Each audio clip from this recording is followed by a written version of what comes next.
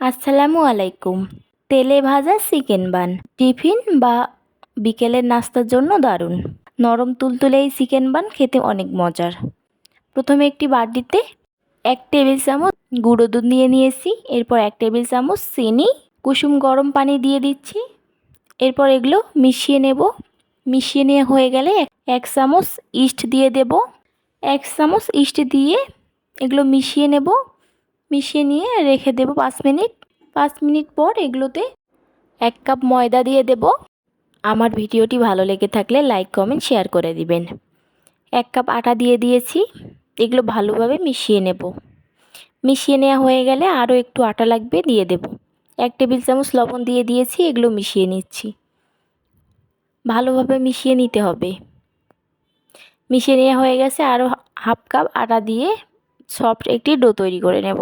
Do তৈরি হয়ে গেছে। সফট একটি ডো তৈরি করে নিয়েছি। রেস্টে রাখবো 1 ঘন্টা।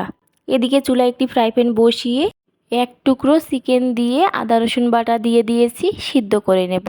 চিকেনগুলো কুচি কুচি করে নিয়েছি। এরপর সামান্য পরিমাণ তেল দিয়ে দিয়েছি, পেঁয়াজ কুচি, মরিচ কুচি, ভাজা জিরা বাটা, এরপর লবণ স্বাদ মতো দিয়ে দিয়েছি। ভালোভাবে নেড়ে চেড়ে রান্না করে নেব।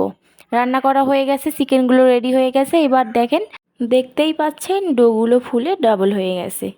যে কয়েকটি বন বানাবো সে কয়েকটি ভাবে ভাগ করে নিচ্ছি। এরপর হাতে তালুতে নিয়ে গোল করে নিয়ে চিকেনগুলো দিয়ে দিচ্ছি। এরপর উপরে চিজ দিয়ে দিয়েছি। আপনারা চাইলে স্কিপ করে দিতে পারেন। একইভাবে সবগুলো বন আমি বানিয়ে নিয়েছি। এরপর চুলায় একটি ফ্রাই প্যান বসিয়ে তেল হালকা গরম করে নিয়ে হালকা মিডিয়াম লো হিটে বনগুলো ভেজে নেব। আশা করছি আমার রেসিপিটি ভালো লাগবে। ভালো লেগে থাকলে লাইক কমেন্ট শেয়ার এবং সাবস্ক্রাইব করার অনুরোধ রইল। এভাবে বন রেসিপি বানালে বাচ্চাদের টিফিনেও দিতে পারবেন এবং বিকেলের নাস্তাও এই রেসিপিটি রাখতে পারবেন। খেতে অনেক মজার, আশা করছি ভালো লাগবে।